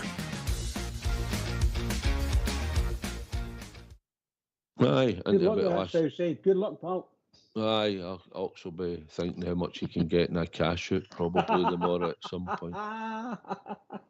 He's cashed out already. Aye, well, see when you see him at the weekend, what we could do is we could take him to that spine shop, Albert, and we'll get him one. Aye. You know? Buy him a bottle. Sammy the snake. Snakes don't have a spine, do they? Aye, he was boasting. That's a bit cruel, AK. That's a bit cruel. Well, that's the 6th for Saturday, so we'll see how that goes. Confident, AK? Write them all down now. Did you write them all down? Aye, I did so. Yeah. Glad you didn't pick Lazio right enough. Still spewing about that. No, it's a sore one. That was a biggie. $4.5 grand, man. Bugger. Ah, well. We go again. It was a good wee bet, no? Just unlucky. Aye. No a cash out chance, no? Nah, well, because it was the early game, and 3 of them won early games, and I was waiting to see I think the cash out was maybe about 60 odd quid or something, but because I was on the pre-match show last night, I wasn't really keeping my eye on it too much, and then I seen it and went, I don't believe that. And of course the other 3 came in.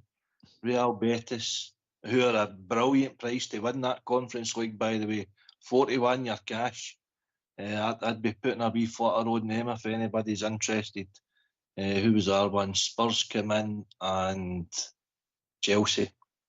So, aye, 9 out of 10 in one line and 7 out of 8 in another line, Albert. 4.5 G's. Okay. What do you got? 10 pence? You're going to be a millionaire. There's only 6 Albert left in the last man standing. Well, here we go. 4's get Man United. 4's get Man United. 1's get Forest. And 1's get Everton. That's for the weekend. They're not changing Southside to non-binary last person standing. Well, it is what it is. That's what they call it. So, better see the guy that sorts out. I'm just repeating what he calls it. See, do you want me to say last person standing? Is that which we should say? I wouldn't start with that. No, that nonsense. It's the last man standing, right? That's what it's called, and that's what it is. So, anyway, end of the day. Anyway, Albert, if you were going to pick a team then and play your 4-2-3-1 as you're thinking, what would you go? How would you go? Butland, Sterling, Suter, Proper, Ridvan, Diamande, Raskin, the three, I would actually go Cherny, Hadji, and your man Diomande. No, Diomande, Barami. And up front, I would go Dessers. The Ignaman. No. He's out of sorts, a wee man at the moment. 3 football players up the front, innit? In front of Dessers, if you're looking at Cherny, Hadji, Bezrami. Here's another point, by the way. I don't know if you've noticed that. 3 players that often score goals. Aye, but I've noticed that Cherny and Igaman, they don't play together, mate. Cherny just refuses to give him the ball. Refuses. And he'll, if you watch the game last night, and it's happened in a few games, mate. Watch him. He'll not give him the ball. He'll do anything but give him the ball. And I think the wee man's getting a wee bit like him. He'll not make the runs for him either. He made a couple of runs and didn't get the ball on Wednesday and Thursday, and then he just didn't go do the run from. So the Cherny knocks the ball into the space. You're saying, well, when does he know when to make the run and know when to no make the run? But they don't play well. I don't know if they like each other or whatever, but there's definitely something not right. The chemistry's not right there. I've not really noticed that, if I'm honest. I just thought Tierney was more or less a danger man last night. And I think he can cause a lot of problems getting into the right positions. I don't think he's not going to beat that boy for pace in the left back at the side. He's not going to beat him for pace. But he could certainly beat him by skill, but the boy will be physical on him, and it's another aspect that Tierney's no too good on, and taking many challenges in. You see him going to AK. Aye, listen, I know what Albert's saying, because McCoy said that a lot in the commentary last night. Those that watched on the TV, Cherny, play him in, or Igaman, play him in. Cherny's free, play him in. But no, he wouldn't. And Cherny was the same. He held on to the ball. Great skill a few times to nick into the box, but his final decision making was poor in reflection. He could have passed to I think Barron, was free for a shot. I think that was the second half of the game. So I know where you're coming from there, Albert. Cherny, he's no blessed with pace, but he's blessed with skill. But he's a wee bit predictable as well. He's always looking to come in, and he's left foot for the right wing. I think you could maybe possibly get more out of him. Davy Cooper used to swap wings, with whoever's playing wide right, or wide left, swap it a wee bit and give the fullbacks something to think about. It's different things to try, and whatever works. I think the midfield is key to the battle, though. I think the last game at Ibrox, we really won the midfield battle, and that's going to be very important at Celtic Park on Sunday. Depending on the system, Bridge, that he puts out, they'll have their 2 fullbacks no matter what. You've seen the way Johnston links up with Nicholas Kuhn in the wing. He'll either run the inside and down to touchline. He knows plenty of balls down there. We've lost goals like that constantly. We've seen it. So it's not anything new. But whoever plays sort of wide or whatever way we set up, we're going to have runners on that side picking up. Because that's absolutely. What, Aye, absolutely. As I said about earlier, we know how they can do it. And Johnson invariably plays wide and picks up the ball. And as I say, they get nice passes to him. And he's a danger. He creates a danger. But if we do what we did at Ibrox against them and block as much as possible, I don't mean physically block people, but I mean block the passes going to people. And then it makes a big difference. It breaks up their attacks and from the midfield. So that's where we want to do it. We want to stop it there.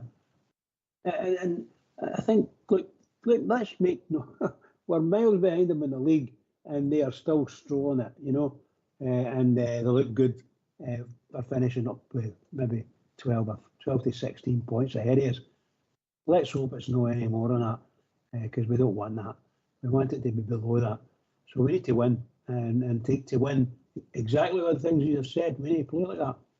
We need to get the players that want to play and then they want to be no shirkers. You can't shirk nothing against them, nothing, because they'll go through you.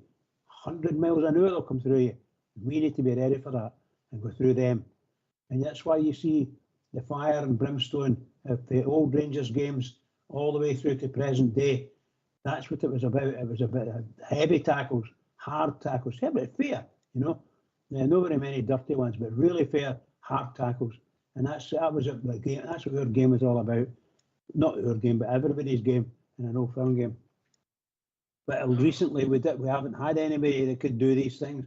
Now, watch we played against Fenerbahce, and we've got people that can go in hard, fair, win the ball. And that is maybe a wee change for these guys.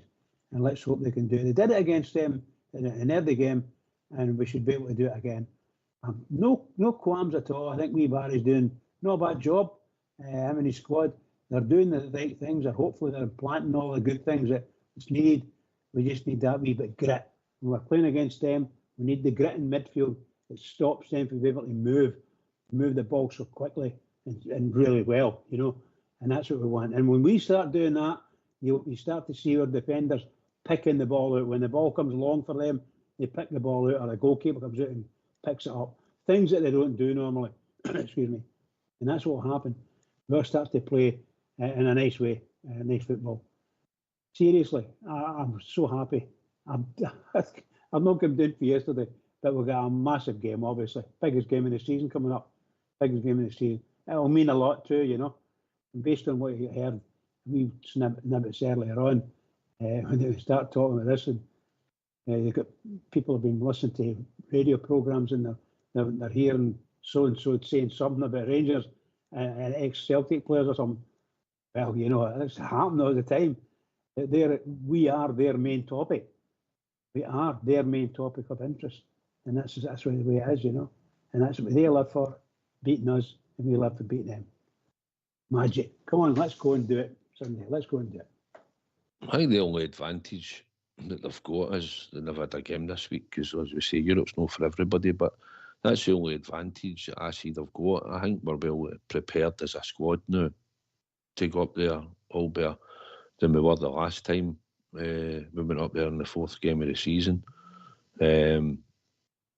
So, apart from us having to play on Thursday, and we'll have a few sore legs, and we'll probably have to make some changes and refresh the team at times, because we'll see who sort of maybe goes early as the game goes. We'll all have to make changes. We'll see who's got enough in their legs when they start. But that's the only advantage they've got over us, I believe, on Sunday, you know. I think we're equipped now that we can go there and get a result, you know. And depending on the referee, Stephen McLean having his game, we'll see how that goes as well. And I believe John Beaton's on VAR. Well, it's going to be down to the officials. It's always down to the officials, isn't it? If they play fair, which they don't, we'll see. But don't be surprised if we get at least one player sent off on Sunday, because you know what happens. If you know what happens, if we even look at one and these strange odd decisions all start again, here we go again. But anyway, it's going to be what it's going to be. But you say the advantage they got is a week off. But I'd rather be playing in Europe and have a week off. Know what I mean? Put it that way.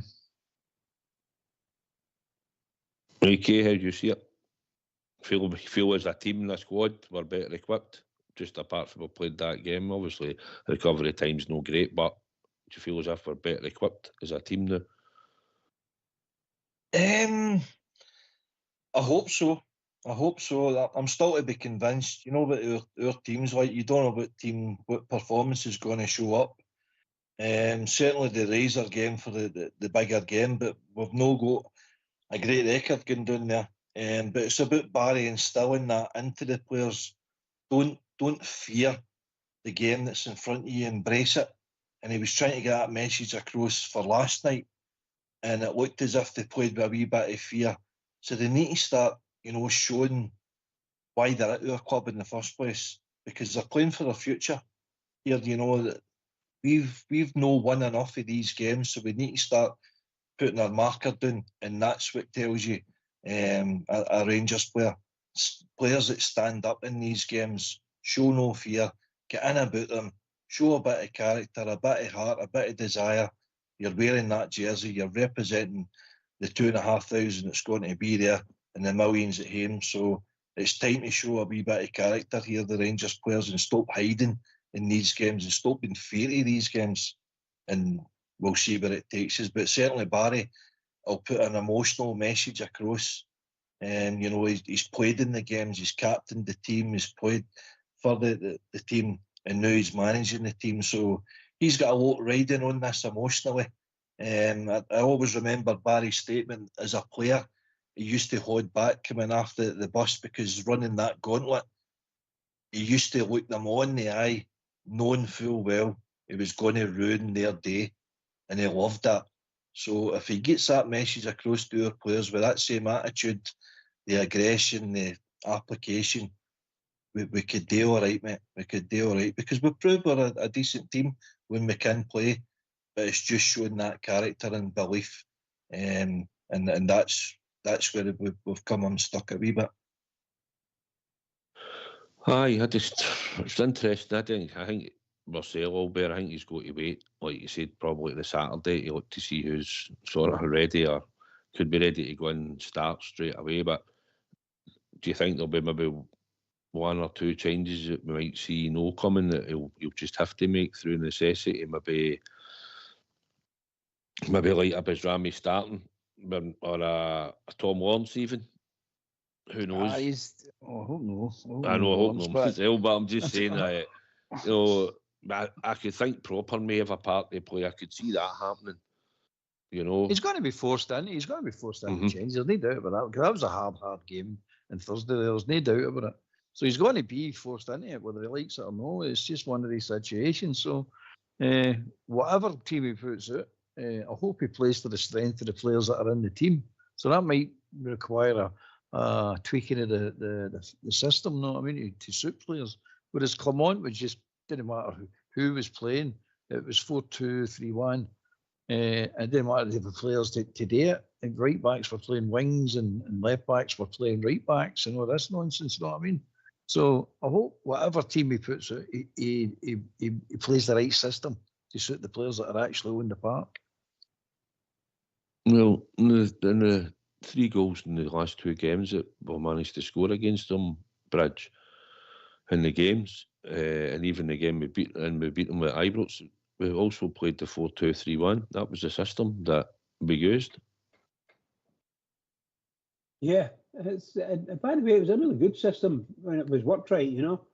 I just think the players that we've got at the moment in the last number of games that we've played, I don't know if they'll play a true 4-3-2-1 or even a 4-2-3-1. I'm not dead sure what they prefer to play. So I'm open for anything. You know, everybody knows how I feel, and I believe sincerely 3-5-2 is what we should play. But particularly Ibrox. But of course, we're away at the home of our natural enemy type thing. And so the way we played at Ibrox, is it 4-3-3, 4-3-2-1, 4-3-2-1? No problem playing that at Parkhead. No problem at all, as long as the right players. As long as you get that pace in your team. You must have pace because they are fast players. And we've got to have pace to match it and match them. As long as we're doing that, then we should be okay. And we have got fast players. We've got players that can do it. What we need is them to hold the ball properly and release it at the right time. We must not give away the amount of balls that we give away when we're attacking is really bad. So we need to stop that and try to grab the ball and be comfortable on the ball. If you're comfortable on the ball, you won't give it away as much as we do anyway. So as far as I'm concerned, the 4-3-2-1 is a way we've played for quite a wee while, and I don't see any problem with it. It might not be my favourite, but I'm quite happy watching the team and watching the way they gel together later on in the games. It's really good. I did note that one of the boys was saying that Egamani and what's his name? The right winger, the boy that plays on the right. Oh, God's sake. Czerny. And didn't seem to be matching properly. They don't seem to be wanting to give the ball to each other. I don't know how true that is. I never even looked at it like that, but I will be looking at it now, and I will be seeing. I'm a big fan of Iganami, and I think that somewhere along the line he's going to have to be starting to take the weight with Danilo. I don't see Dessers being with us for another 2 years, that type of thing. But it might be the two boys we're going to have to use up front. I'm not, an Iganami on his own. He plays well, and he's good jumper, wins the ball well, strong, and he can bring players in, and that's what we want. So I'm not going to bore you any longer in my thought, but yeah, I'll go whatever you guys were saying. 4-3-2-1. Let's go. You think, Noel Bear, that this might be a system that we might use, maybe going towards, but we can tweak it, like you said, by having more forward-thinking players. If we you can have Hadji and Bajrami and Czerny on the park at the same time, even if you were playing a sort of 3-5-2. So do you think that's maybe what we'll try and maybe stick to? Maybe as we're going towards the end of the season, we'll just sort of try and fit that formation in. It might suit most of the players. It gets Connor Barron into the team as well, who I think had a really good game, although he had a lot of hard work after the ball, but he made some really good tackles as well, and it's given him game time in that system if you're playing like a 3-5-2 rather than a 4-2-3-1. You've got to remember, the best football we played this season was against Kilmarnock at Ibrox, and I liked that. I liked that the players we had on the part that day, because they all played well that day. Every one of them played well that day, and we've never actually get back to it. So it depends.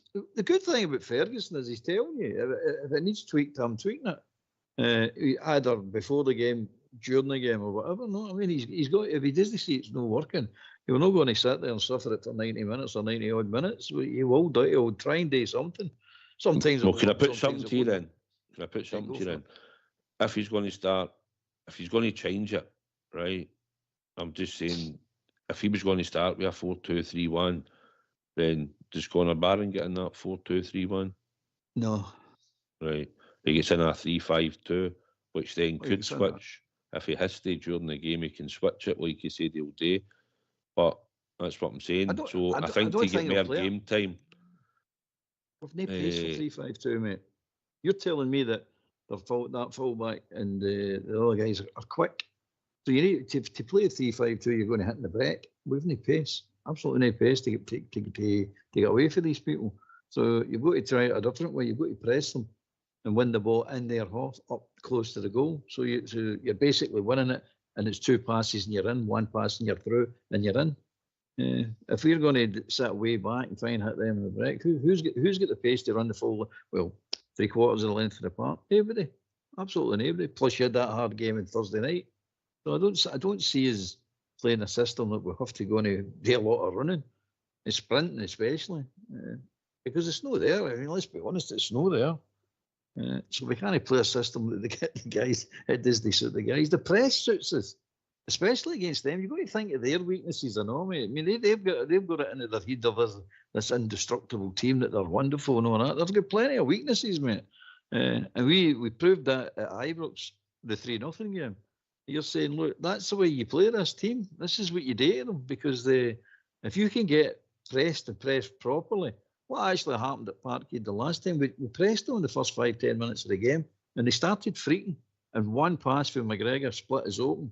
The next thing, the bottle went. Oh, we need to watch what we're doing. We need to watch what we're doing here. But they didn't score for that breakaway either. But our bottle crashed. We totally crashed, and then we started doing what we done against Fenerbahce. We started dropping deeper and deeper. And you can't do that. You can't do that with them. Their weakness is the press. They don't like to be pressed, especially up at their own area. They just don't. They can't handle it. But again, you've got to hold your bottle in these situations. You can't let a missed pass knock you off or anything like that, or them getting a breakaway right away or something like that. You can't let it derail your plan, because that worked at Ibrox. Everybody said they had a poor game. Oh, they weren't at it, and the Rangers stopped them playing. That's why they weren't at it. Same as people do with us. Teams come to Ibrox stop us playing. The last two defeats with St Mirren and Motherwell. I mean, they get no credit, but they stopped us playing. They actually just filled the park up, and you just look. They just looked like hundreds of them in the park because they pressed us high. That's the way to do it, man. Do not give them space and do not give them time. And you've got to play a system that you don't have to be running full pelt for 90 minutes because you can't do it. No team can do that anyway. So there you go. That and the personnel that's going to be available, what needs to be taken into consideration. I just think, I'll come to Alec next. I just think, I'm not saying 3-5-2 and we need to sit in a 5-3. I'm more thinking if you go to 3 centre backs, you get your players out wide and we can get midfield runners for midfield.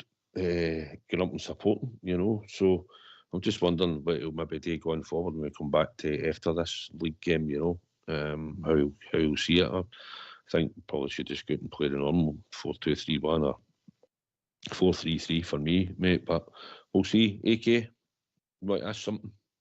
Well, it's all numbers, isn't it? It's all formations and tactics. And anyway, I want to know how you feel about getting back to the piggery on Sunday Southside. You and 2,500 bears. What is it, a couple of years since we went back there? I've got to hold us in 2 hours before kick-off.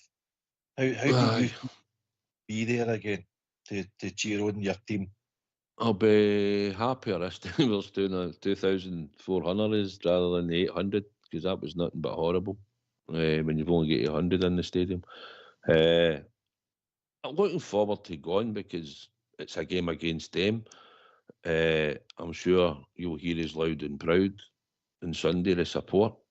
And it'll help the team, I would like to think. And I think the squad's good enough to go and cope with anything against them. And I think we could go up there. I just feel as if some players will need to be changed during the game. The thing 2 hours before it, I believe we're meant to be getting marched across about 11:15, 10:30, 11:15.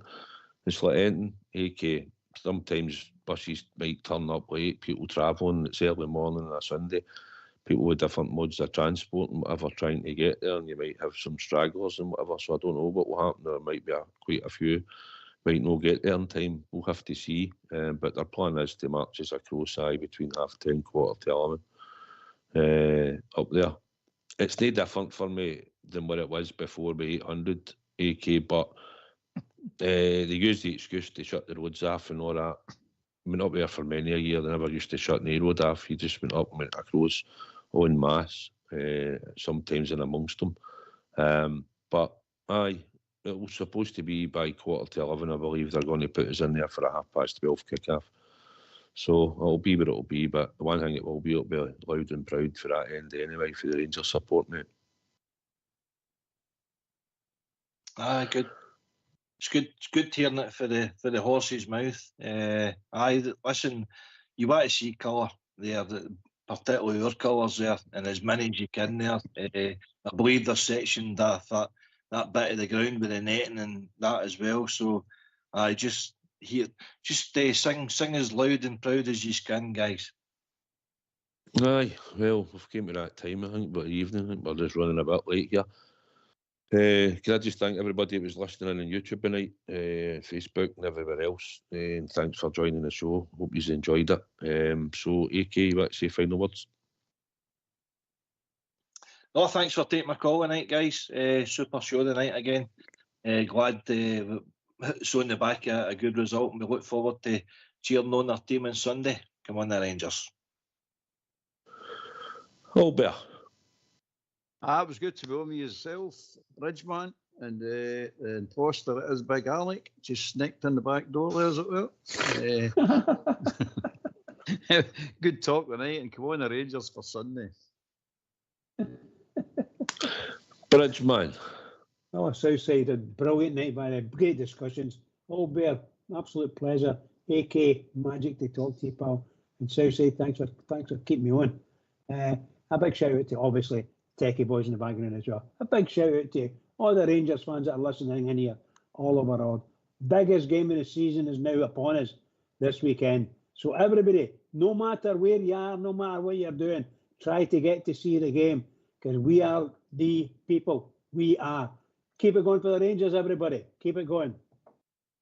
Right, can I just thank Jim 115 who took the time to phone in tonight as well, along with AK, and thanks to you two guys, Albert and Bridge, for helping us through the show tonight. Thoroughly appreciated it. It's been a joy to do the show as always with the three of you on the night.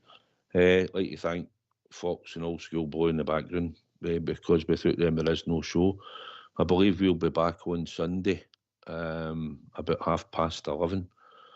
So I'm sure the techie team will look forward to that. I think we'll be joined by GB and AK, I believe, on Sunday.